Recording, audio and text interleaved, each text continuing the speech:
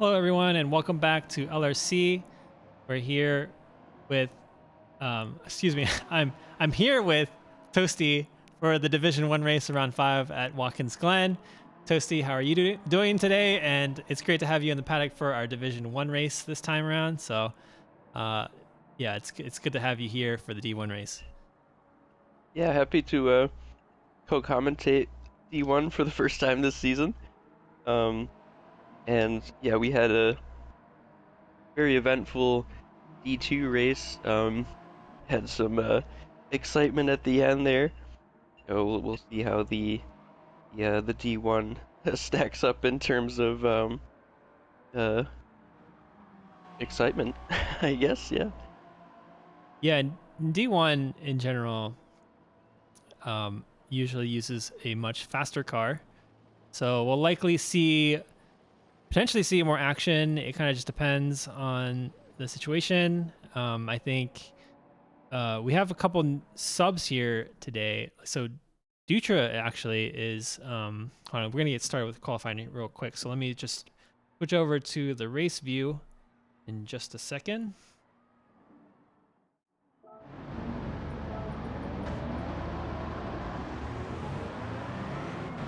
Yeah, so we got a few subs. Let me just go through the drivers here. So we got Stoles, Ads, V8 Eater, Willie from Team.com, Accession, Andy Colazzo. These are all standard drivers in the league. Sir Hames. So Dutra, I think, is our first sub for the evening, racing for Benefactor. Yeah, the Benefactor racing team. We've got Arya for the Azul Racing. Arya is the team captain for the Azul Racing team. Cecil Turtle jumping in from D2 to race for the D1 team. That'll be the other Benefactor racing car.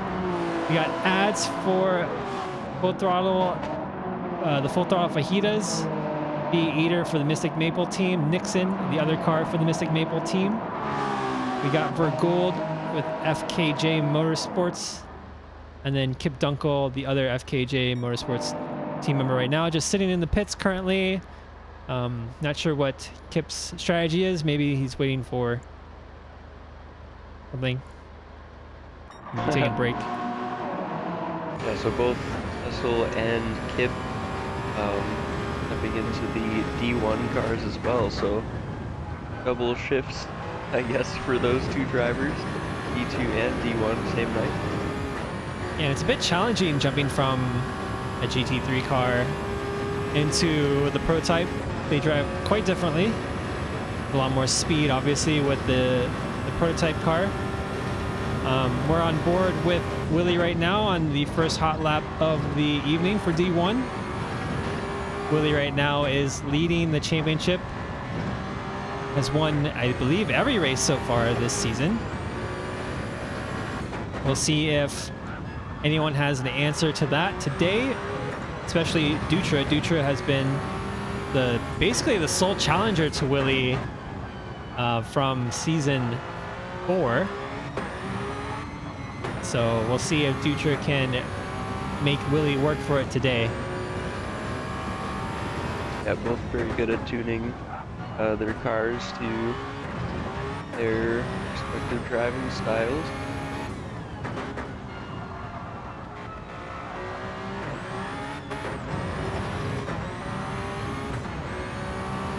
We'll be going turn 10 now, just a little bit of a lift. Oh, maybe needed a little bit more as he went wide at the exit there. Seemed like he had a penalty for that though, so the lap's still valid. 131.0. It looked like maybe there was like a millimeter of tire on that curb at the exit of turn 10. Yeah.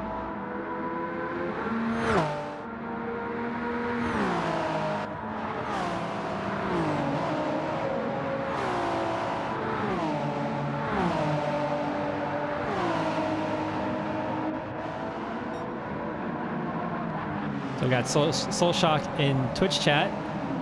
So congrats on the win there. I was convinced your tires were gonna prevent you from winning that race, but I was wrong. Epic race there, Soul Shock.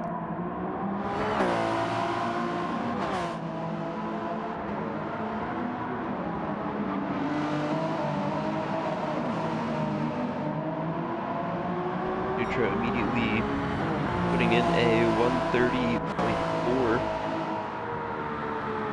And Dutra is over a the half king second. of hot laps.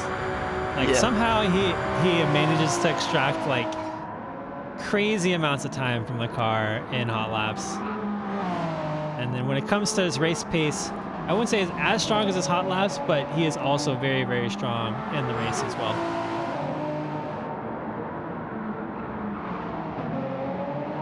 Yeah, And Willie that's something has an he's answer. improved. Sorry, just real something- quick. So Willie has an Yeah. answer to that. So Willie jumps back up into provisional pole position with a 130.437, and that's about half a tenth there. Yeah, so I was gonna say, Dutra, that's one thing that he's really improved on is his race pace and consistency since season 2, I think. Season 2 in the Toyota Supra, I think, was really good at putting a hot lap together for qualifying. Was really quick over a couple laps for a short stint, but then early on would struggle with the tire wear and fuel strategy and all that. But now he's pretty competent in all those areas. So Yeah, a couple of drivers have kind of had this similar kind of trajectory. Maybe not necessarily in the consistency aspect, but Stolz is another example of just trajectory was like hyperbolic in terms of skill and pace. When he first joined LRC, he was asking me what trail braking was, and now he's like the contender for winning some of the leagues. So in the drivers' championships for D1. So very, very crazy improvement we've seen from a lot of drivers join LRC.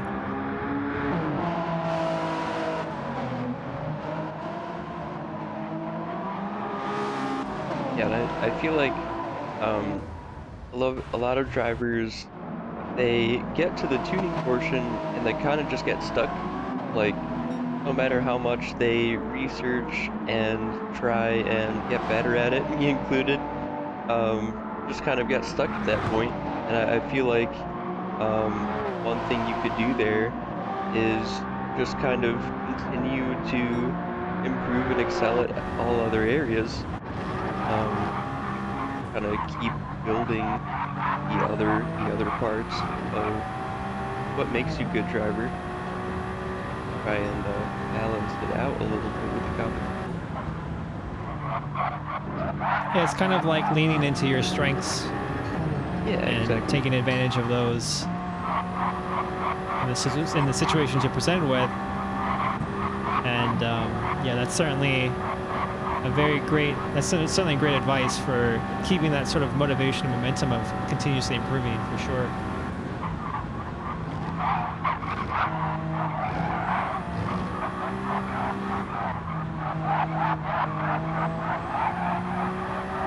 And making sure you always update your field firmware.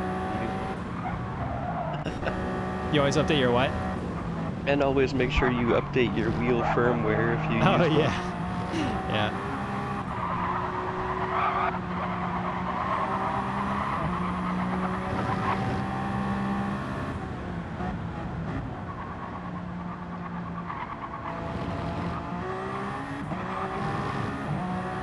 V8 Eater currently sitting in 7th place, or currently sitting 7th fastest time in qualifying.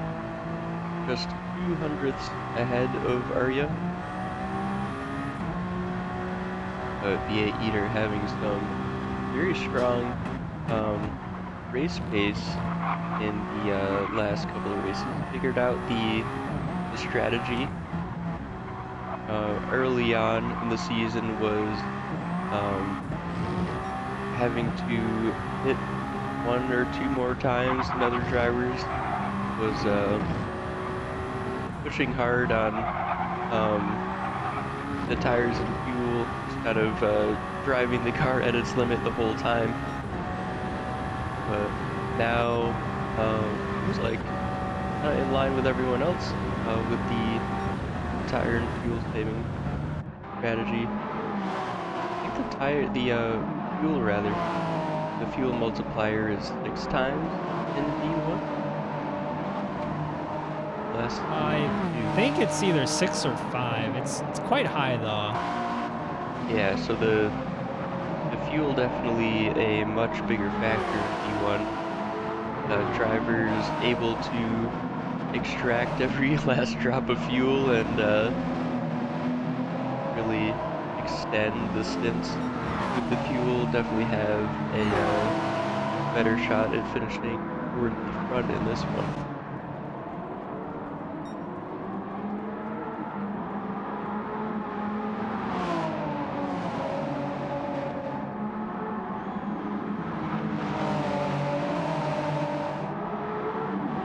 Last week, Ads had a really good race until the closing lap of the Nürburgring.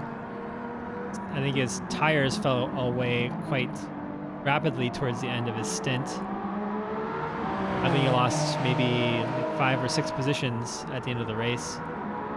Yeah, it was both the tires and the fuel. The fuel being a bit more critical. He started the last lap with 25% or so, and That's you right. usually want at least 30 to get around the endurance layout of Nürburgring, but he made it. So that took some skill and patience for sure to do a lap around there.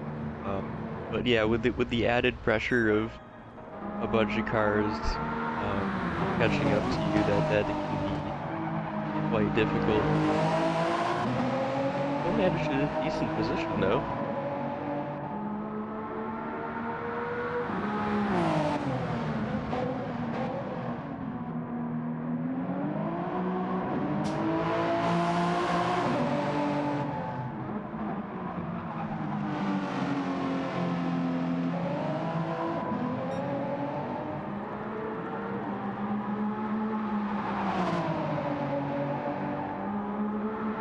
It looks like currently Nestle Turtle and Hip in 13th and 14th place, the two D2 drivers.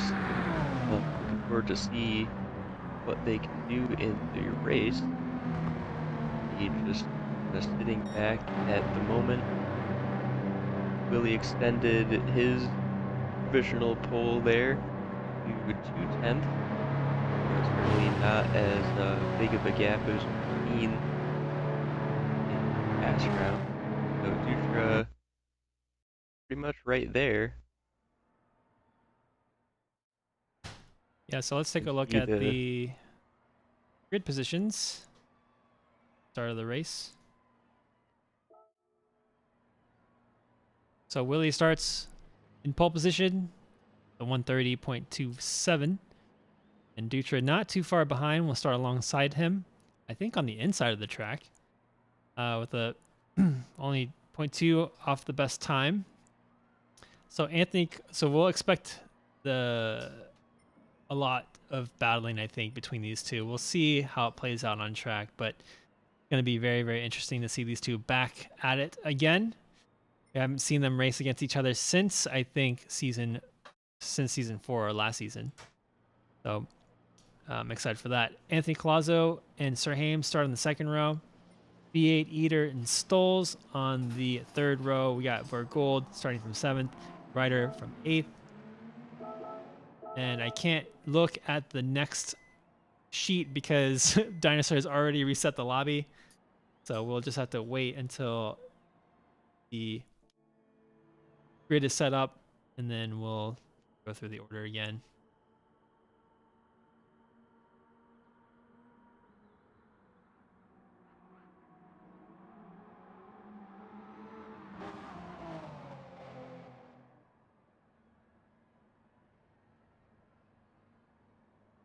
So it looks like starting in similar conditions as a D2 race. I think it's late morning start, and then we'll see what the weather does from there. It can't rain here, uh, this being Watkins Glen and GT7, but track temperature can change drastically throughout, so that will affect strategy for sure. Let's actually take a look at the event settings. So the variable time speed rate is still 10x. So yeah, the weather can change quite drastically between lap to lap, essentially. So I think maybe that's why we saw some of the cars struggle in D2 all of a sudden. I think it was, Yeah, well, early on. Grizzle was having some issues, and then yeah, some other cars, like at the beginning of the race, yeah, it seemed like it was very difficult to get the power down on the first opening lap, the first couple of opening laps, I should say. Yeah, Right, so I think the grid is set. So we got Vergold starting from 6th place, V8 Eater and Nixon in 8th. Then it's Kip Dunkel. No, I don't think this is right. I think Kip was starting further down, right? I think Kip, no, was Kip? unless you put in a late lap, I'm not sure. Yeah, I know he was in the pits for a while. I would be maybe this is surprised the if grid Sir order. Hames was Yeah. 14th or if Stoles was 10th. That would be surprising to me, them being 10th and 14th. Oh no, Oh, this isn't. This is it. This is the DR order. oh, okay. Yeah. I didn't realize that's how it ordered Oh the really? drivers. Yeah. Yeah. Yeah, they order by DR rating.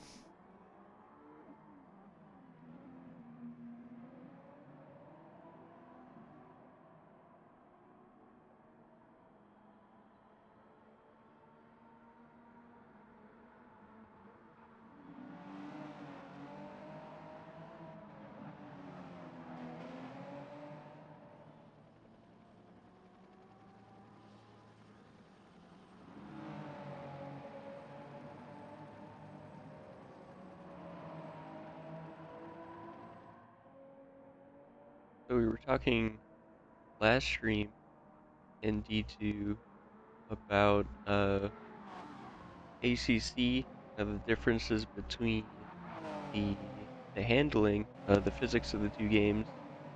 Um, ET7 seems like it's definitely almost a design decision to make the physics feel much more understeery as a part of the almost like the easy accessibility of the game. They make the cars easier to drive. Um, I don't know if these cars in real life, if they're this understeery in corner entry. I know they're quite heavy and don't have as much downforce as an LMP1 car, for example, the previous generation of WEC top tier vehicles. So Yeah, I don't know. It's a good question. I think I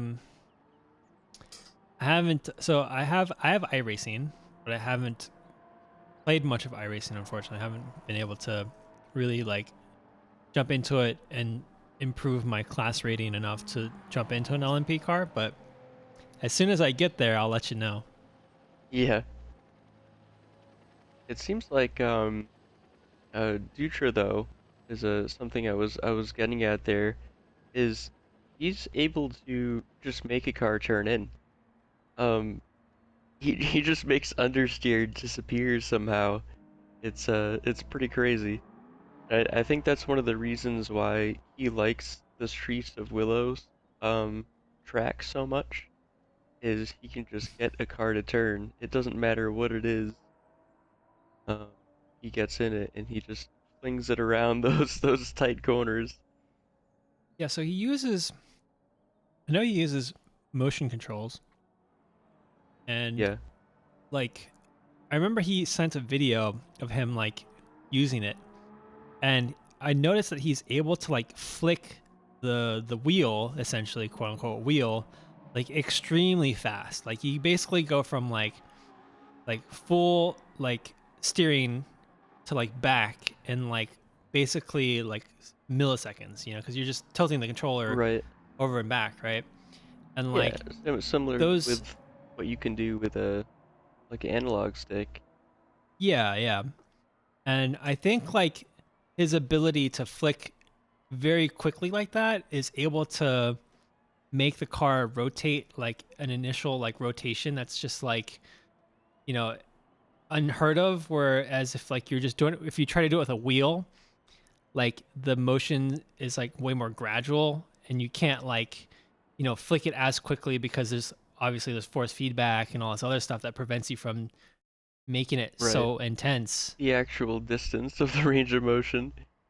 Yeah, so I I guess think it's it's a balance something. of yeah, I guess it's a balance of the responsiveness of almost like a left analog stick as steering, but also with some fine control. You have a little bit of range there. All right, Oh, so we now it are doesn't start. getting ready to start the race. We are under green. Interaction starts now. So Willie starts our race here, and then we have Anthony Colasso actually getting alongside Dutra into the 90-degree turn of turn 1. Not able to make anything of it though, but V8 Eater though, losing a position I think to Stoles coming out of turn 1. I think everyone else is pretty much in position of what they started. Yeah, I'm wondering if Dutra might have, the game might have started him in a lower gear there, because he seemed to drop back immediately for Willie. Like, gained some ground there, some distance between him and third place already. Back to what I was saying about Dutra, like the way he's able to move his controls is like it's like really impressive, because like watching the video of him doing it, like he's able to like use the inputs so quickly but also like so precisely, especially with the motion controls without like force feedback. It's like honestly it's shocking, really. Like it's both shocking and like really impressive. So Dutra like figuring that out and like using the motion controls to be extremely fast, like it's super impressive. And like I think we were talking about earlier how like at the beginning he was like inconsistent, but he's now like been able to also smooth out his inputs well enough to like manage his tires, that he can be competitive in these races as well. Because initially like he would burn through his tires, I think, like too quickly, and now he's like the perfect combination of like being able to be quick and precise, and he's like, it's a dangerous combination, obviously.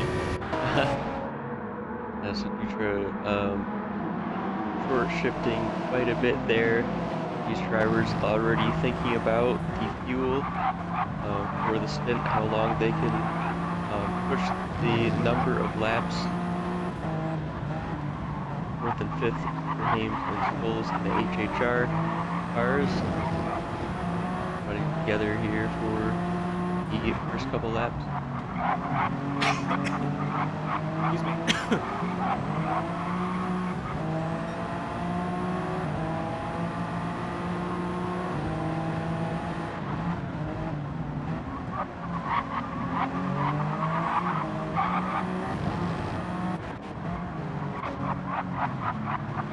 Anthony Colasso there looking to potentially overtake Dutra on the outside. Dutra losing control a little bit on the exit of turn 10. Allows Anthony Colasso to potentially go through, but Anthony goes wide and loses 2 positions to the HHR cars. So Anthony Colasso, once having an opportunity to take 2nd place, now drops back to 5th place. Yeah, that turned very quickly from an opportunity to a costly mistake there. Oh, and Stoles. Oh my goodness. What a save by Stoles. How he saved that. I thought that was going into the wall for sure. I feel like at one point he was like literally perpendicular to the wall there.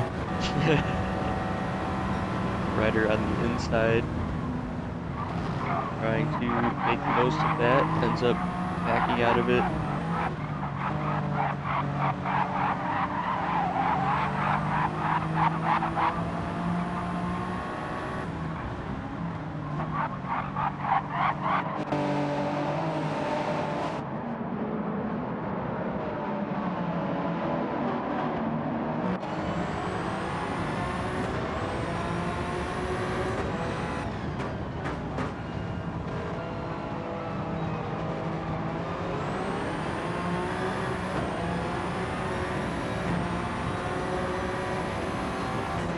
Nixon using about half revs right now.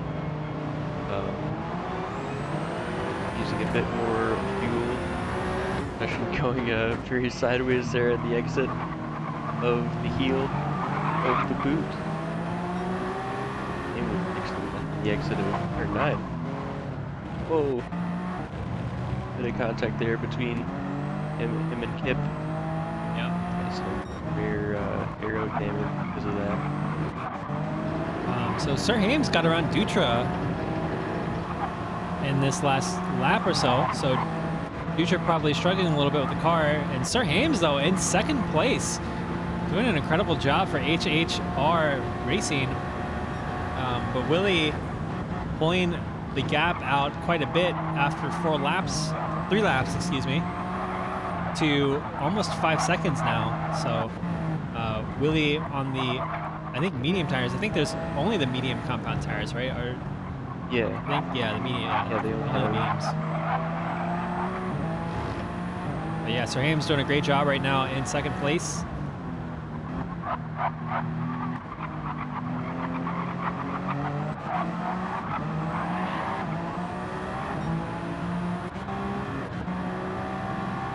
So let's see here. Ryder was initially fighting with, I think, Stoles. And then, no, I guess Anthony Colazzo did drop back to 5th. So Ryder and Aria, the Azul Racing cars, in 6th and 5th at the moment. For Gold, Ads, and Accession.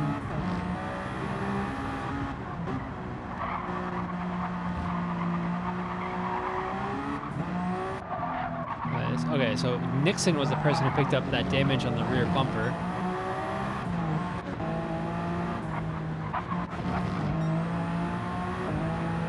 No, it was it Nixon and V8? I can't remember. I thought it was Kip Dunkel. Yeah, that it was Kip. Yeah, right? But Kip doesn't have any damage. Yeah. Something's weird about that. That's cringe. Yeah, I feel like maybe that must have been like netcode or something, and it might have like thought that yeah, that's super weird. So Nixon and V8 Eater have damage, and it seems like maybe V8 Eater maybe ran into the back of Nixon because one of them has rear damage, the other has front damage. It's very costly mistake there if that did happen between the Mystic Maple team members.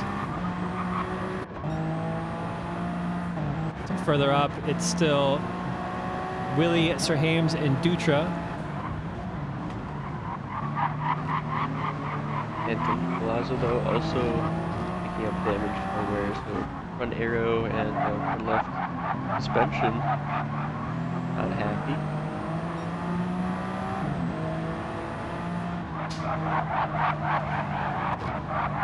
So that's giving a rider a chance to make up some ground to him there. As you say that, he picks up. Yeah. Oh my God.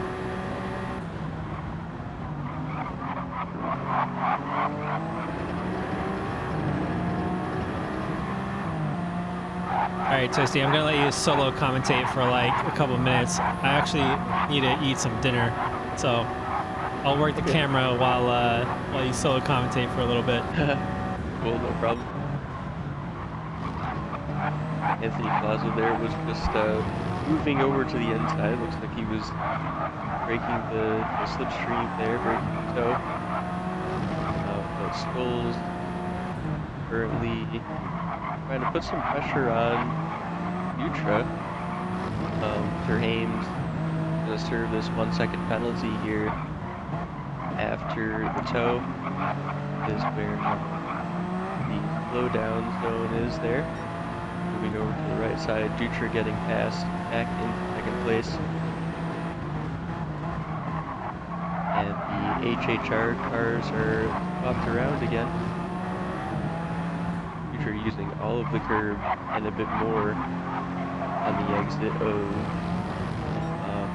Heel.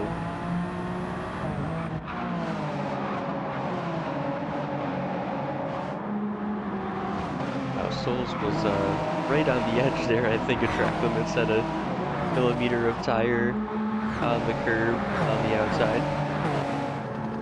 Gets away with that one.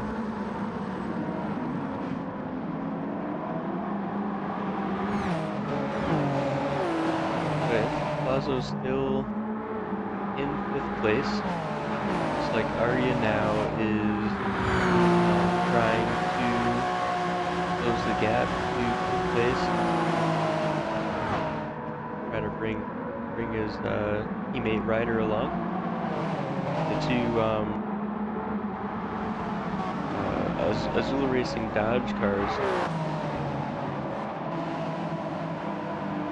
So their Division 2 teammates getting a double podium tonight, and motivating these two to also do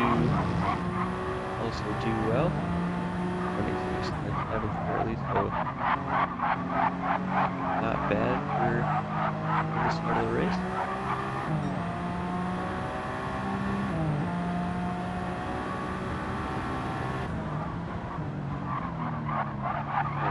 Jumping back to 2nd and 3rd place. Whoa, man. Ryder getting a bit sideways there. And 2nd through 5th place, 6th place or so, still very close on lap 7. Future really is all of the track, getting all the way to the outside wall, putting all 4 tires on the curb on the exit of the last corner.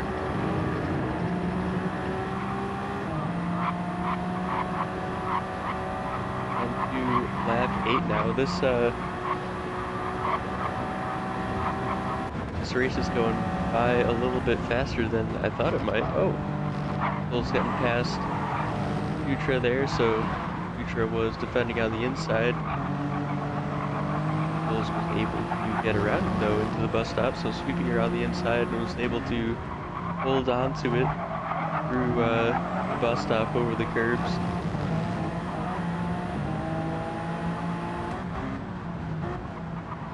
So we were talking a bit earlier about how Dutra has learned to be more strategic and conservative.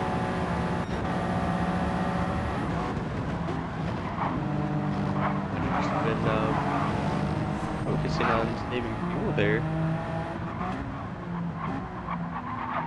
Not fighting anyone too hard at the moment. That might change towards the end of the race. He ends up in a battle for position. Bull is getting past Sir Hames about same distance away behind, so HHR running 2nd and 4th at the moment.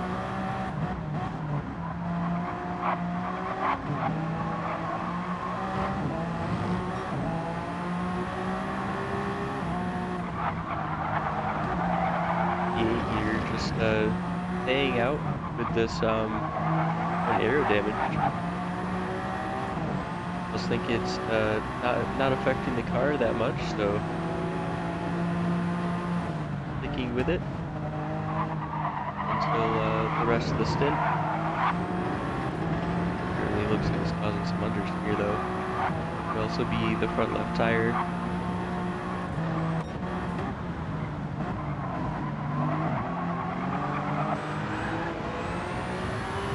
That seems to be a theme with these cars, even though they're mid-engine cars.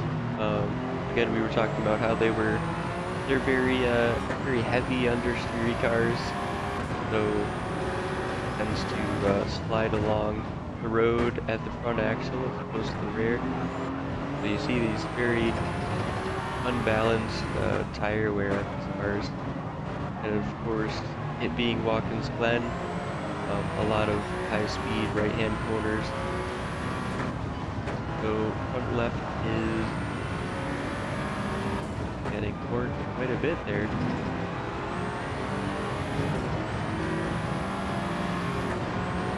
On to lap 10 now. Are you looking at the inside of turn 1? Past Anthony Palazzo. Momentarily though, Anthony Palazzo getting the cutback done there. Carrying that damage is going to be much slower down the straight. Sorry, getting past there again.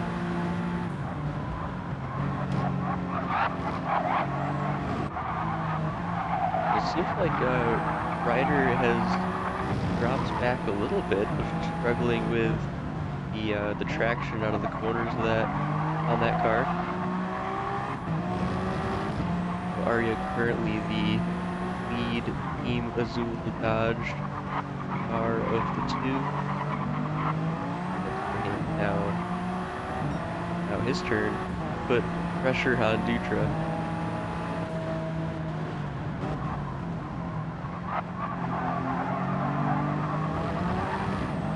Looks like he almost either wanted to make a move to the inside or almost avoid contact there between him and Dutra's car. Didn't bother Dutra though, he's still in 3rd place. And pulls Enter Hames, both Hames' strategy for the AJ car team, making their first pit at the end of lap 10. That's the first pits we've seen, and this will... I think Sir Hames went over the line there on the entrance. It looks really close. We'll see if he gets slapped with a 3-second penalty later after he's done with the pit stop.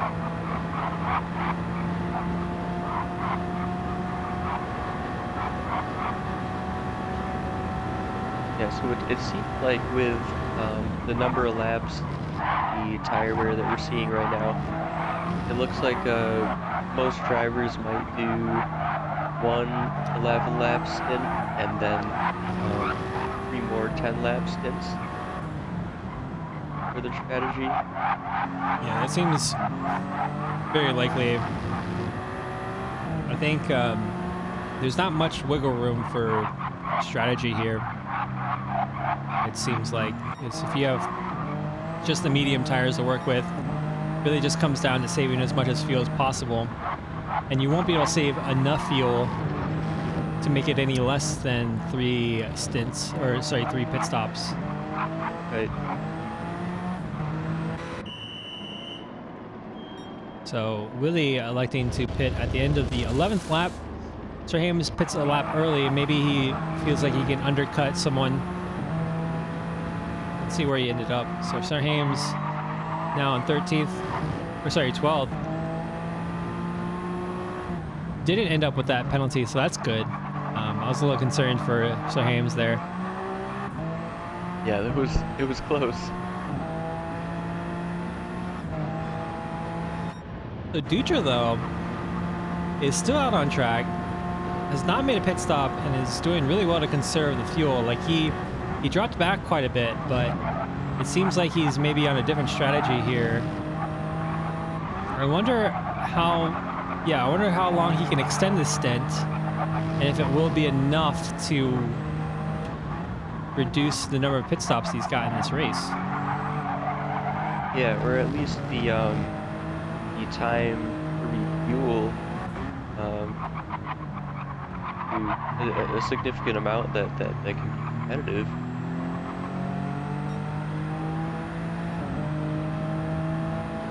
Because if you're refueling a third less of a tank per pit stop, that's 10 seconds right there.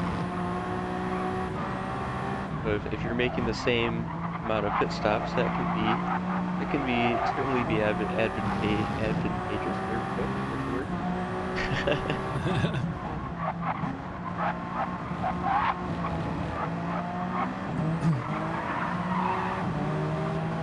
I saw that really nice over under that I believe it was Palazzo had at the 90. Oh yeah, Some yeah, excellent that was racecraft awesome. there.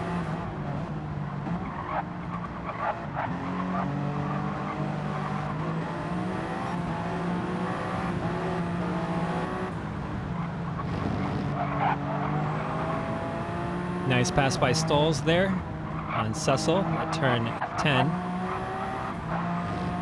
Cecil struggling with those tires. Made it quite easy for Stolz to get around. Yeah, Cecil also going very long on the first stint. So onto the 13th lap now, still going on that same set of tires, I believe. Yeah, it seems like him and Dutra have figured out something in terms of their strategy, because they're on the same strategy. And they both seem like it's the optimal one, obviously, since they're both running it instead of splitting their strategy. So it'll be interesting to see how this plays out in the end.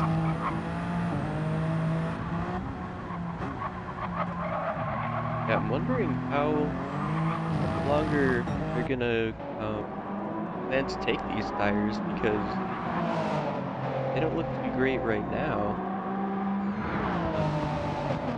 Whether they're gonna be able to take the tires to potentially take one last pit stop, that's a lot to ask of the tires.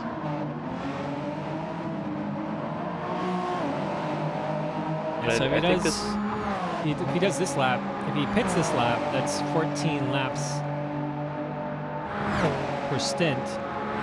So that'll give him essentially enough, right, to do one last pit stop. Yeah. I think this is the first race we've seen this season in Division 1 where it's been tire limited and not fuel limited. Yeah, that makes sense. Very different approach here. And drivers who have been seeing that saving the fuel and just going to the fuel numbers have worked for the first 4 rounds might not have foreseen this, really.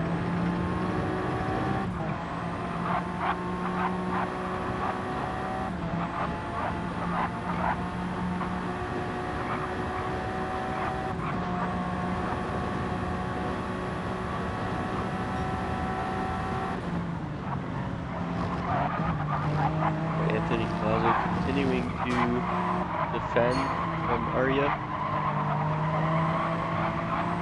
On that nice switchback move at turn 1. You left to go. And that battle continuing on. So it's interesting that Anthony Palazzo's battery is essentially depleted. So he's not going to get any of the extra horsepower coming out of these turns.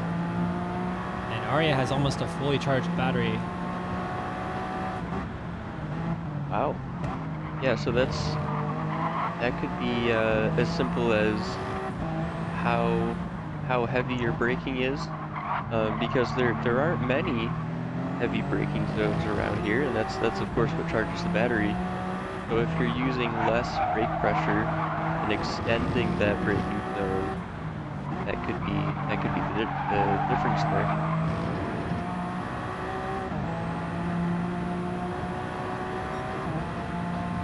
Do we know if in GT7, I guess that it's a different, like, it's not like a hybrid system. It's just literally the front wheels being powered by an electric motor. So like, it's not going to affect your fuel consumption. Right.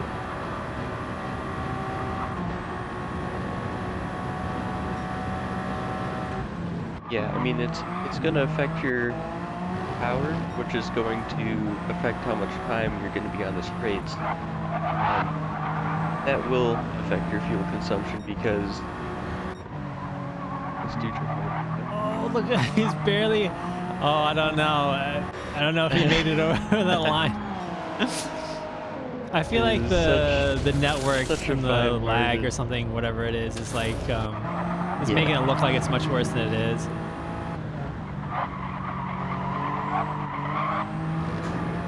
We're gonna see quite an offset between these two for the remainder of the race, if their strategies go to plan here. The 3-stop and the 2-stop.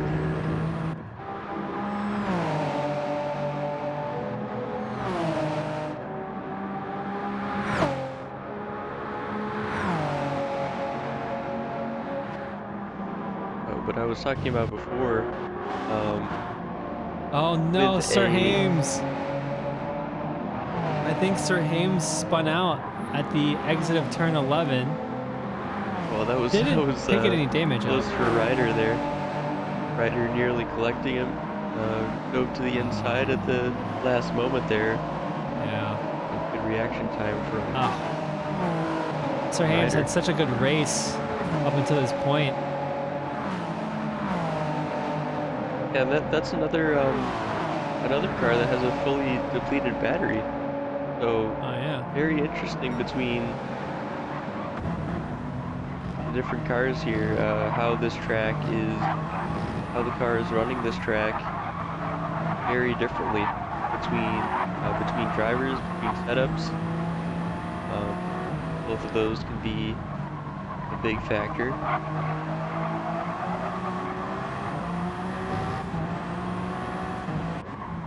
And I believe the hybrid system deploys in this car based on speed and not by throttle position or gear. I think it's from 75 to 150 miles per hour or so. So there's not really much the driver can change with their inputs. Kind of just how much gets recharged at the end of each test break. Sir Hames and Eds having a nice battle there. Yeah, great pass by Sir Hames at the heel. He's looking to make up the positions he lost from that spin. Yeah, and that's something that can really throw you off as a driver suddenly when you don't have that hybrid and you're suddenly entering corners a bit slower than you were all the previous laps. Yeah. Yeah, it's a good observation. Like, it'll definitely throw off like your braking points, and all of a sudden you seem like you have more braking power than you normally do since you're going a little bit slower. Yeah. But then, like, yeah, I guess if you ever suddenly get it back, it could have the opposite effect and then maybe make you miss your braking points. But Dutra there picking up a 2.5 second penalty through the bus stop there. That's a whopping amount of time. Yeah, I didn't even see what might have caused that, but it must have been cutting there's these little sections of pavement on the inside of the inside curbs at the bus stop. I think he might have just gotten both front tires on that. Easy to do, and kind of leave you scratching your head like, where did that come from? But probably what it was.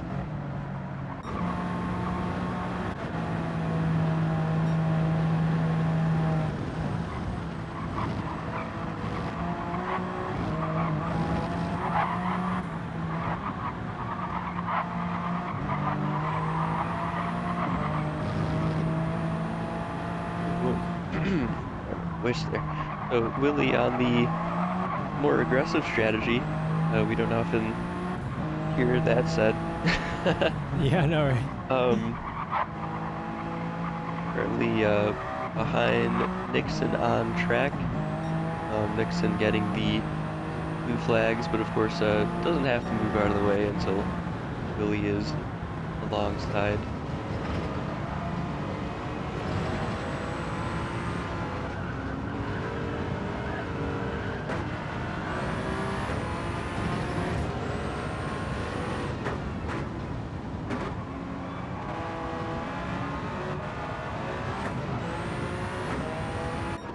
Another thing about this battery, if you have no battery, I was getting at this a bit before. You'll be spending more time at full throttle on the straights, which will effectively make your fuel consumption higher. And these drivers, if they've worked out their strategy to their fuel, then that can make a big impact there. Whether they can make target laps their stints. Yeah, that's a good point because they lose a couple miles per hour down the straights, and so they're definitely going to be on full throttle just a hair longer than they normally would be. Yeah, and you wouldn't think that would be much, but if you're fueling the car to the exact amount you need, Yeah. and then you're suddenly using 0.1% a lap more, then that can turn into an issue really quickly. I mean, it's certainly it adds up. Like if you every single straight, right, that you go down, like you're going to be just a hair slower than you normally would. And not only that, if you're not like coasting, you know, or even like extending your braking zone by braking slightly more, right, or slightly less, but for a longer distance, you're also kind of wasting a little bit more fuel there too. So yeah, it's a strange. It's almost like a domino effect, because the braking recharges your battery. If you're going slower because you don't have battery, you don't recharge as much battery. Yeah. So it becomes this cycle. And then you also brake a little bit later because you're not going as fast. So like right. Yeah, So it's crazy. once you're out of the battery, it can be very difficult to get it back in these cars.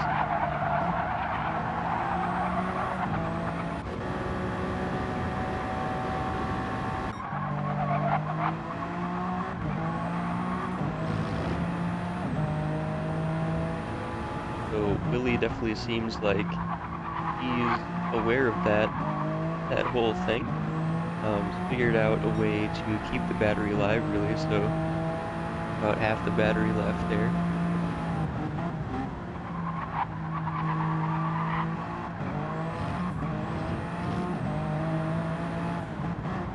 And that just adds a whole nother layer to the strategy, the hybrid car like this.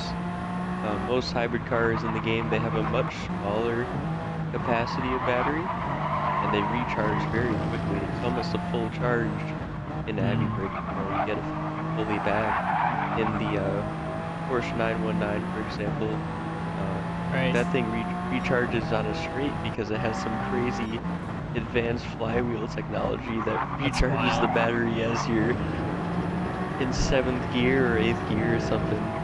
Down Le Mans, for example, charges a quarter of the battery as you're going. But yeah, certainly no like that in these cars. It's like the for the cars that recharge quicker, it's like the like a KERS system, the kinetic energy recovery system. Yeah. Where it's like it recovers energy so quickly that like you basically have like a little bit of boost every single corner if it's like a corner that you brake for. Yep.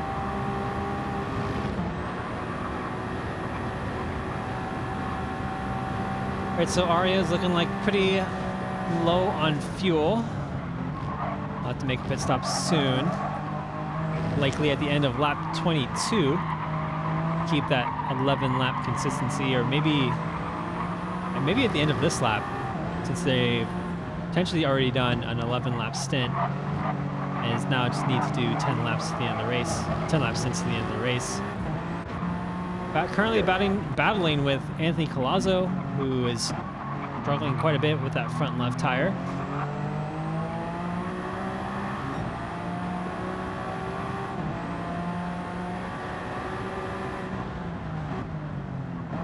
Yeah, so it does seem like that's the plan of a lot of the drivers here. They've done their 11 lap stint, 10 laps later, pitting again. So Willie and Stoll in now, and these two will probably follow shortly.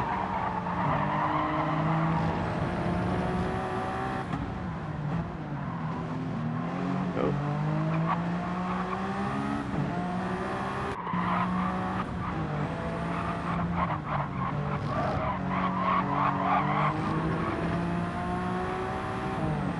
So Ryder will stay out for one more lap, looking to potentially overcut his teammate.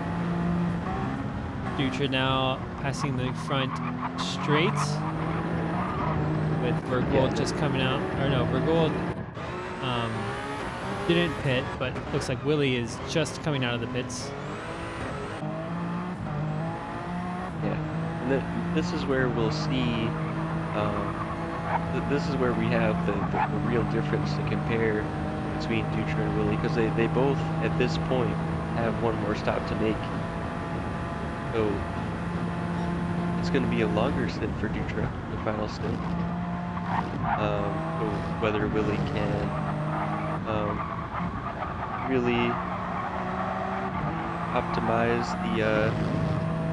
the tire life, the fuel for these next two, that'll be key. Yep. And so basically, Willie has to make up 13 seconds of time on track to be on par with Dutra's time save through the pits.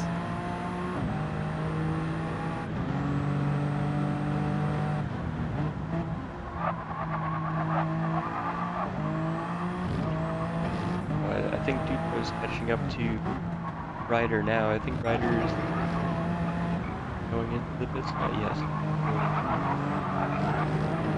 So won't have to worry about trying to get past Ryder there. Has some clear air.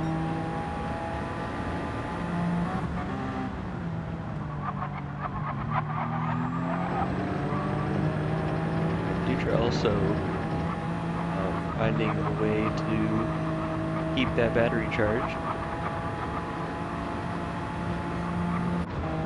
Yeah, it's interesting to see Dutra and Willie, the top two cars right now, keeping that battery charged, and then everyone else, I think. Oh, so Ryder's got some battery charge still left. Yeah, I think Arya as well. Also, oh yeah, Arya's got a full battery basically. Jeez. Yeah.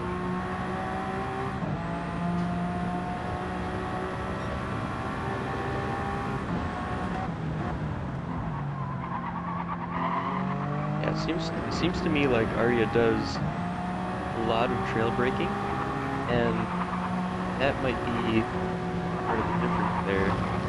Staying on the brakes all the way to the apex. Slowshock said battery whisperer. Yeah. So Slowshock probably getting a little nervous watching your team members try to go side by side through the bus stop, but they did a good job, kept it clean.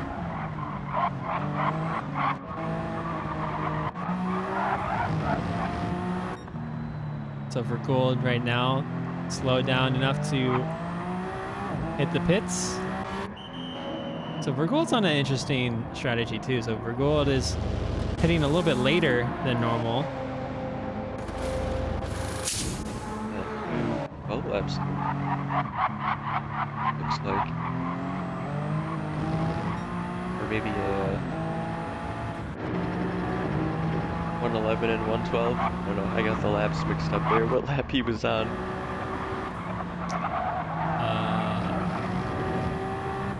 Yeah, I'm not too sure when he pitted in the first stint. I think it might have been the end of lap 12. Yeah.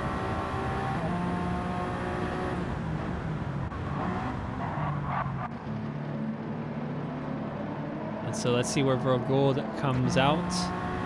Whether or not he'll be ahead of ads or not, we'll see. Ads coming through the 90-degree turn right there. You can see Vergould just up ahead. A couple seconds.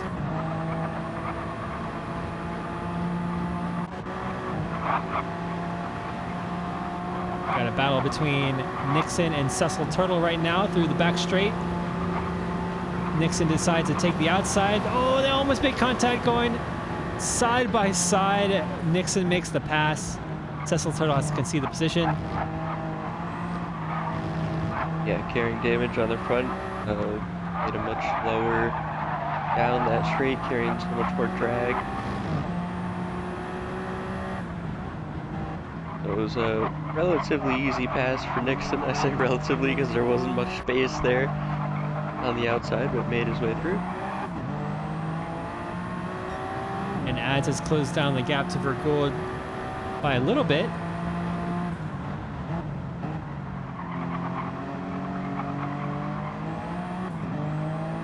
Yeah, I think Ads had just hit it a couple laps ago. Vergold, this is his out lap, so they're right with each other in terms of strategy. And Ads has almost a full battery too. So Ads is another driver who's able to manage the battery spend quite well throughout the race. The charged battery group.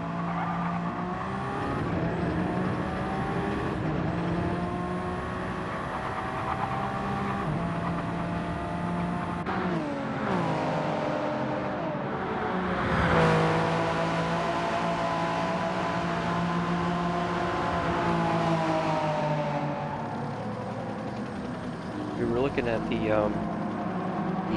Azul Dodges, and I will say I kind of miss the old livery of the super colorful color shifting paint of that the Audi and the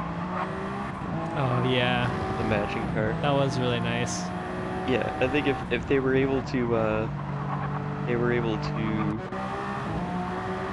replicate that livery on the Dodge, on the Viper, that would have been awesome. So Accession looking for a way around Nixon.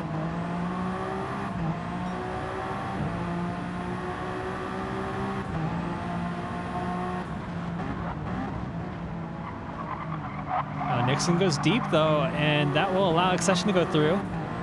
So Nixon makes a pretty bad mistake there, likely due to the tire advantage that Accession has, or I should say the tire deficit that Nixon has.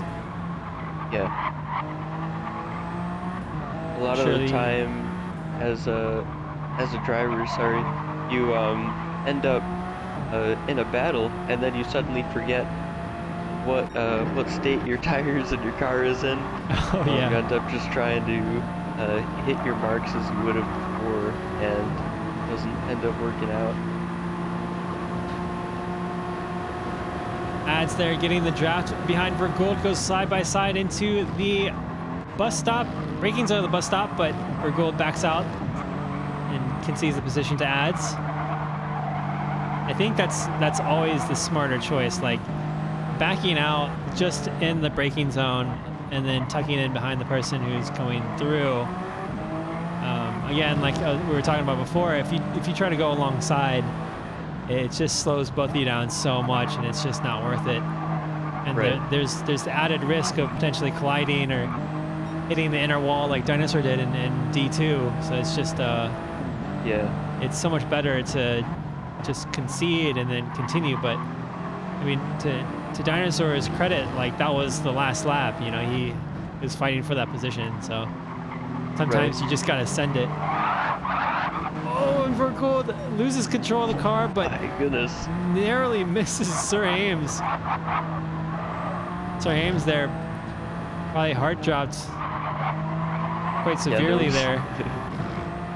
Not one but two very sideways moments from the same car in front of him, and he quickly had to decide if he had to move one way or another. Yeah, that was close there.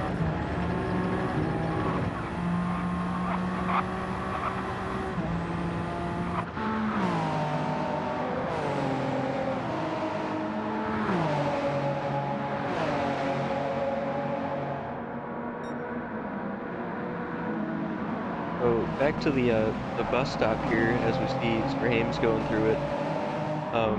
It is much easier when you're going side by side through there, if you both choose to.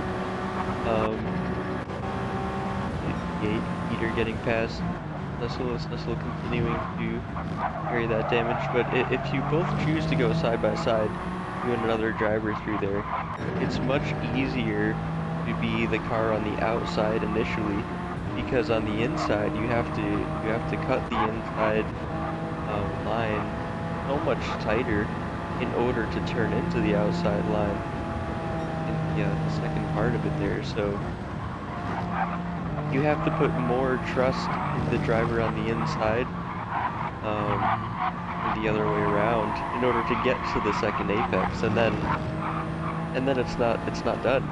You're only Yep. halfway through it, Yeah. so it's quite difficult to do. Yeah, it's an insanely difficult to do. It's especially if the person on the right side is way over to the right, because the Yeah. line Look, that forces them through the bus stop is way more shallow, and they won't be able to, if they don't slow down enough, they just simply won't be able to leave you room going through together. yeah. Basically, if the car on the inside is too far inside to start with, you won't be able to do it. Yeah. Because they have to be at the middle, they have to be right next to your car if you're the car on the outside, and then you have to smooth out that inside and outside line together side by side. So cars far on the inside, they can't make it to the outside line, they can't maintain the line that's on the right. That's what ended up happening to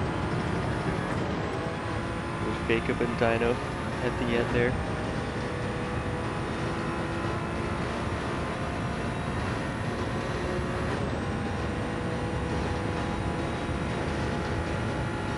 The Stoll's currently 1.3 seconds back from Willie. Still very much keeping up with the Team.com Ford car. And Willie is about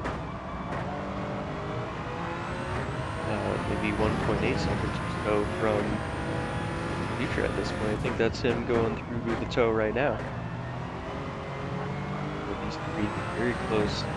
Future, of course, on that alternate strategy of one last stop. And based on that fuel and tires, this is going to be that last stop.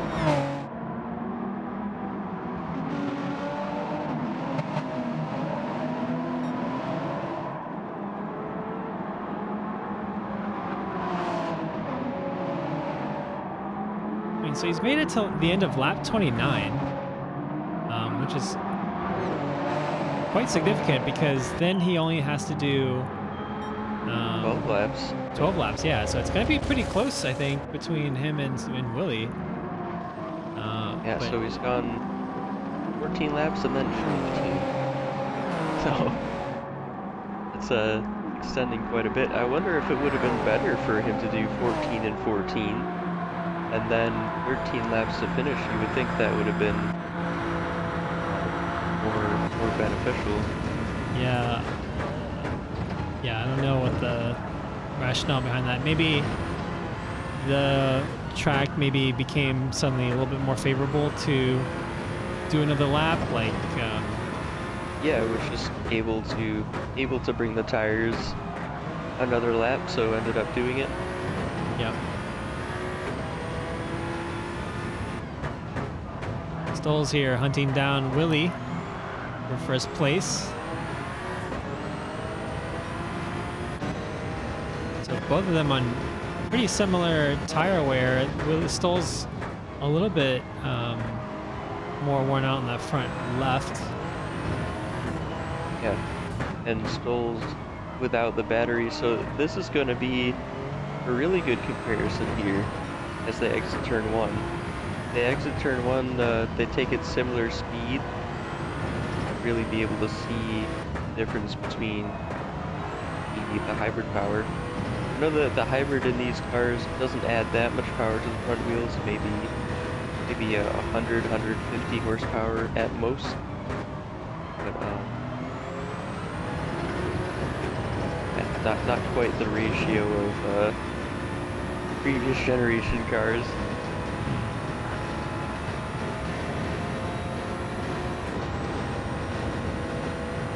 Stoll's actually catching Willie there. I think Willie might just be saving more fuel at this point, so. Yeah, he's saving a little bit more, but I wouldn't say it's a significant amount. Yeah, I just mean like not their current level, but Yeah. how much it's currently short shifting. Or it could be the case of Willie having more downforce on the car. There's a couple more factors there that I didn't really. Oh, Dutra picks up a 3-second penalty.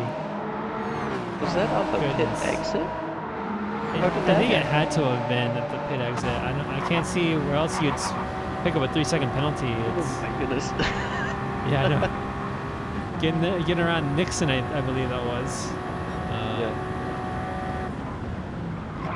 He's certainly starting to push it a little bit more, knowing the race win is on the line.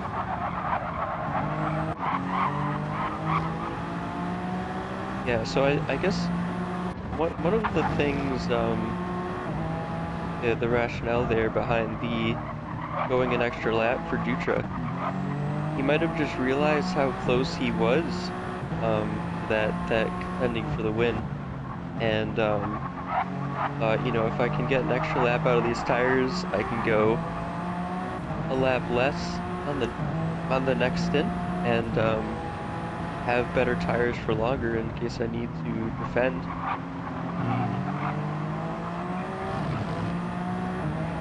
Yeah, that's But right. that, of course, The would, consideration around, for sure, like consideration around having a little bit more fuel and a little bit more tires to battle is such an important thing to have in your back pocket if the race is going to be close at the end. Yeah, definitely.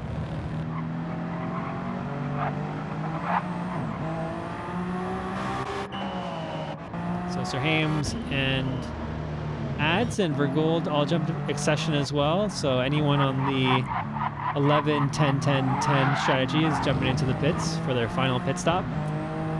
Yep. So Anthony Stoll's made his Plaza way looks around like- around Willie in this last lap. Oh, wow. We weren't able to see what happened. And somehow Ryder is in first place. Oh, Ryder, okay, Ryder didn't pit yet. Oh, so it must have been through the pit stop then. Yeah. So Stoll's took, looks like Stoll's took less fuel than Willie. Oh yeah, that's a lot less fuel. At least 15% or so less fuel. Interesting there. But I was gonna say, Anthony Colazo, he chose the 11 lap stint, looks like, to finish the race with.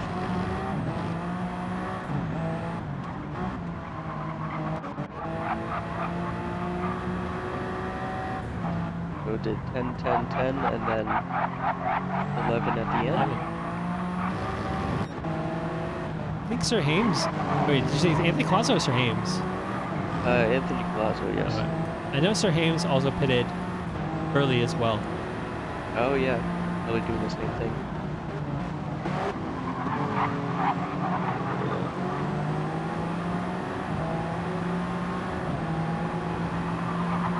There's quite a group of cars there through turn one. Yeah, I think that was Nixon. No, it wasn't Nixon. V8 eater getting quite close to Stoll's. Yeah, a few different laps there.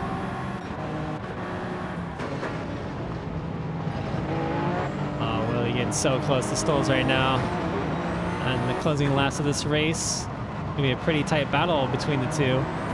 They're on the same strategy. Stoll's This a is- slightly lighter fuel load.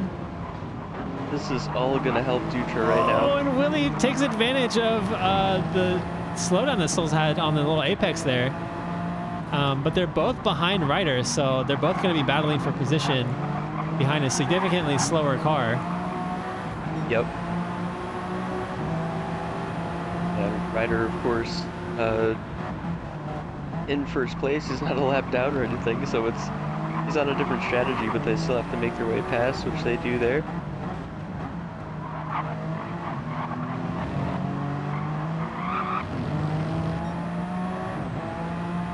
And what I was saying before is all of that is going to help Dutra quite a bit because they were all losing quite a bit of time there. That big group of cars. Yeah, and look at that. Dutra's already making his way past. Made his way past Ryder. Didn't have to pass Ryder on track, and then also past V8 Eater as well. So Dutra catching up to the top three. Although he's going to have less fuel and less tires.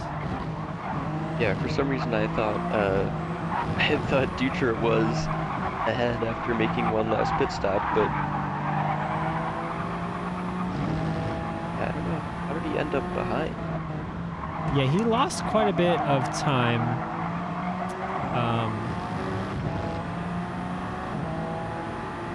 Yeah, I don't know, actually. That's a good question. Yeah, that's strange. He did Maybe have it some was, traffic when he came out, I know, so... Yeah. Maybe it was a bad in-lap or an out-lap somewhere. Yeah.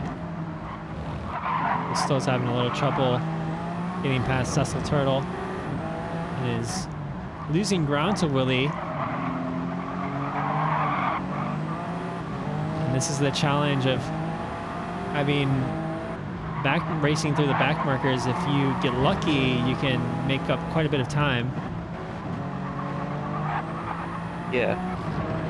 One thing about that, unless you're right on the limit of the amount of fuel and tires that you're consuming, that would be a really good place to use up just a little bit more and get past the car that you need to lap. Yeah. Because if you don't and you just stick to that target or delta, whatever you're going to, you're just losing so much more time than you would have. But another reason to take a little bit more fuel than you absolutely need to in moments like that, where you can just rev the engine out a little bit more for that moment.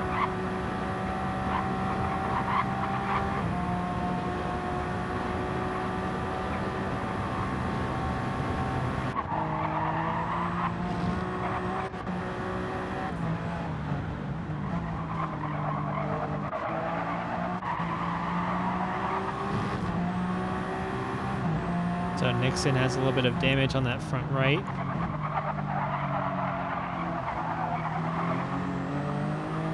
It seems like he's keeping up with Kip for that 12th place spot.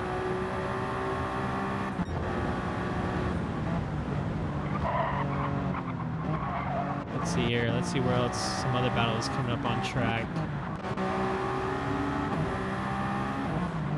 Cecil Turtle makes his way past V8, V8 Eater.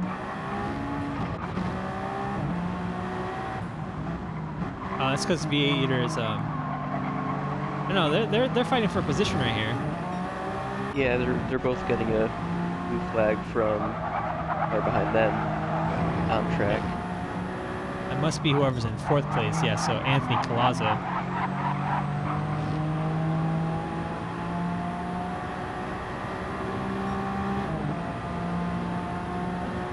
Anthony Collazo enjoying a little battle here. Yeah. Since he's kind of like in the middle of nowhere. A little entertainment for Anthony. Does have Arya just 7/10 behind. Oh, never mind. He's not in the middle of nowhere. He's under pressure. And this is going to slow him down too, so Arya will be able to catch up quite a bit, especially if they go through side by side. Oh my goodness! Yeah. Oh, and Anthony Collazo does a good job of squeezing through.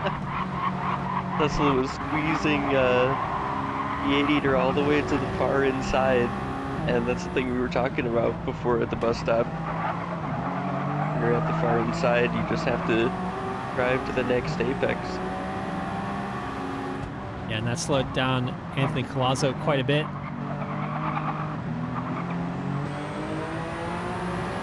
Allowing Arya to catch up.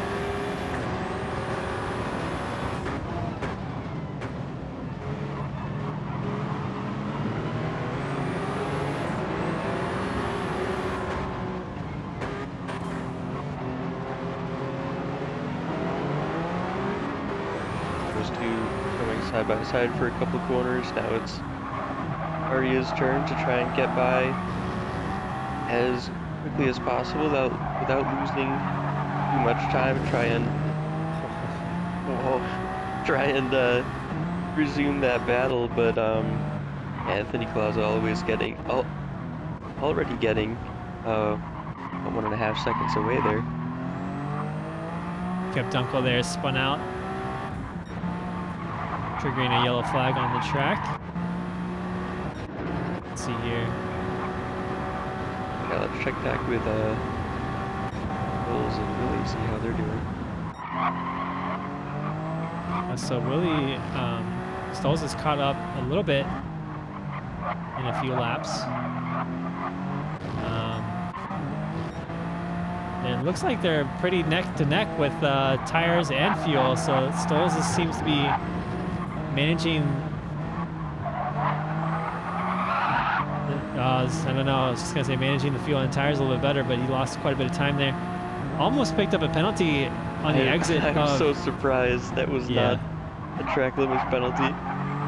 That's why I held my breath. I was just like waiting for it to show up, and it just never came. So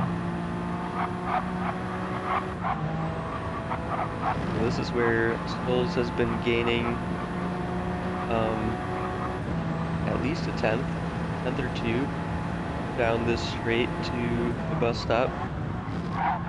There it is again.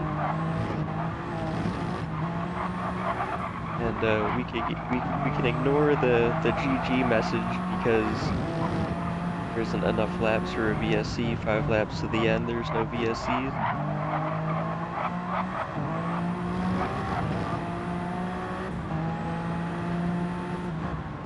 Otherwise, that would have finished the race under caution, and that's no fun. Agreed.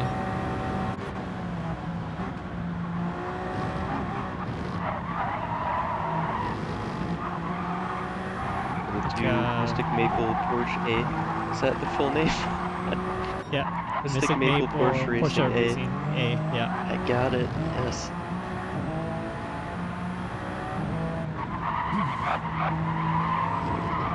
Oh no, and Stolz. That'll certainly. Okay, yeah, okay. There it is. My eyes are good. Like that was definitely past the track limits there at turn 10. And I think at this point, unless Willie makes any big mistakes, Stoll's chance of winning this race are pretty much over. But yeah, he was right on the limit, like millimeter perfect, you could say. Yeah. But I mean, props to Stolz though. Like at that point, right? You got to be pushing as hard as possible to catch Willie, and there's no point in not pushing, to the very, very edge of the limit.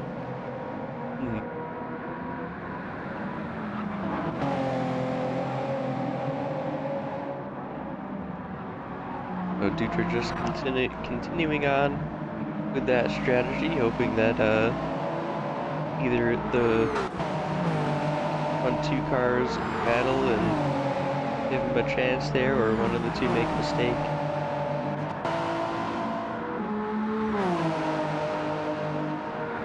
So Arya has lost ground to Anthony Colazzo and has front damage. So yeah, that was maybe the GG message we saw. Yeah. It somehow sets a purple sector time in sector 1. So with maybe front that arrow damage. That's interesting. Maybe maybe you lost downforce. Maybe you lose downforce from the damage, so maybe the top speed is a little bit better. I wish it worked that way, but it just increases the drag no matter what, unfortunately. So maybe they just started with a very low downforce setup to begin with, and then yeah, I suppose. But like, it's crazy that Arya set the purple sector for that with damage. So yeah, kind of insane. Maybe they were getting purple sector 1 times the entire time. Oh no, Virgil. Yeah, Virgil loses control there temporarily. Sir Hames picks up his position.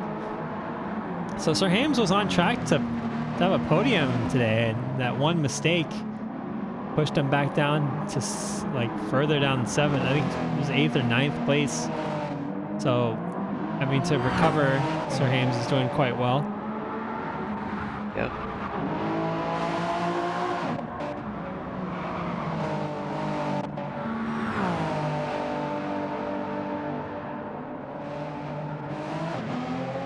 Oh my goodness. Oh my goodness.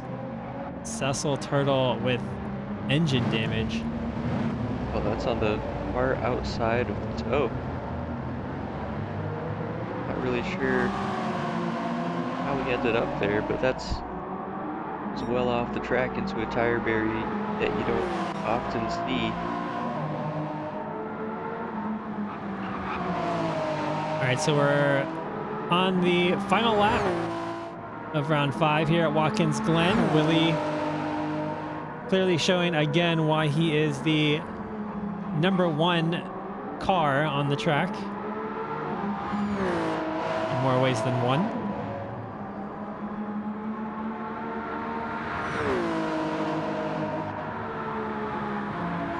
He's measured that battery usage pretty well there. Just using up the last bit of it on the last lap.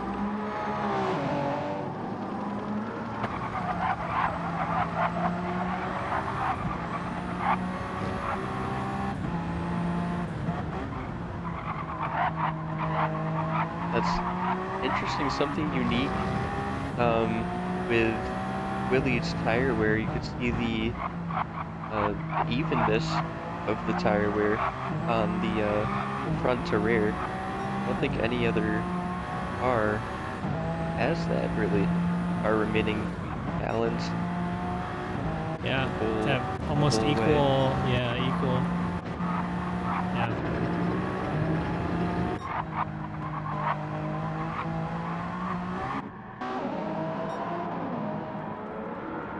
All right, so for the 5th time this season.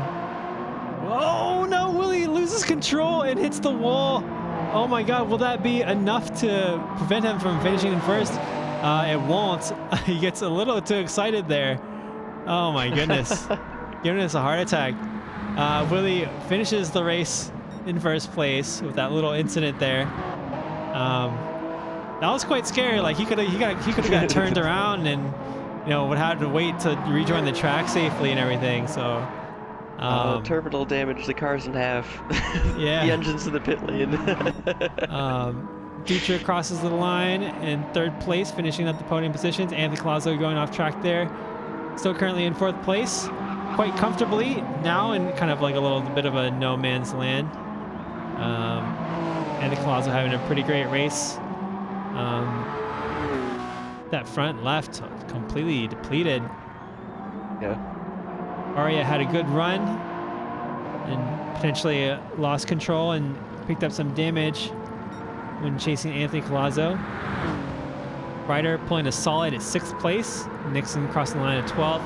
Cecil Turtle in 14th. Sir Hames in 7th. Passing Vergold in the closing stages of the race. We have Ads bringing it home in 9th place. We got Accession, the last car on track, finishing up the top 10. Yeah, 5th and 6th for Team Azul Dodge, so points, like you said.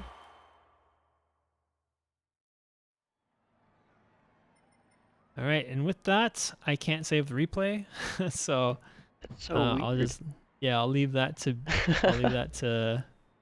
someone else. But yeah, again, like excellent result for Willie. Willie's been dominant. I would say he's been winning the races pretty convincingly this season, but it wasn't easy. Like he had a pretty tough battle there with Stoles going into the closing stages of the race. Stoles was Yep. clearly outpacing him quite a bit in the closing stages of the race, and I think that would have been quite a battle if it weren't for the lapped cars were there. But I mean, Willie again like puts so much time into the races and the setups and helping with his team. So it's not undeserved for sure. Yeah, I think Dutra still had the strategy going into this. I don't think it didn't end up working out because of a couple different factors. One of them being that extra lap he took. I think if he went 14-14 and then 13 laps to finish, I don't think he would have ended up in the same spots of groups of cars and traffic and but yeah, it would have been interesting to see how that panned out. But ended Yeah, up for sure. getting a podium nonetheless. So good job to Dutra for subbing in and getting a podium. And I think and so I think that'll be it for today. Next week we will have our closing race of the season. That will be at Le Mans, which I'm super excited about. Oh Le yeah, Mans is such a great track for just racing in general, and seeing the prototype cars on track is going to be great. It's going to be just in general, a good track to end this season on. This whole season has been kind of based off of the worldwide endurance kind of championship courses, so it's been interesting to see like the strategies of the prototype cars, like battery management, how people are approaching strategy. There's a lot to this season for sure. yeah, yeah. I'm excited for Le Mans. It being probably Dyno's gonna set it up for a 24-hour cycle. Kind of like how Spa was racing through the night and some potential weather in there as well. Should be Oh, that's exciting. right, because it can rain right in Le Mans, and Yeah, yeah, exactly. so yep, that'll be very very interesting for sure. Okay, so with that, we will leave you for today. We'll see you hopefully next week if you're interested in potentially racing with us. We're Learners Racing Collective. Check out the invite link to our Discord and Twitch chat, and that's an easy way to join the Discord and start racing with us right away. We have numerous events during the off season between our seasons where we do a lot of casual racing, or we'll do kind of like academy sessions that kind of mimic in real life racing schools. We'll have a car show coming up, right? Toasty, you want to talk a little about the car show? Oh yeah.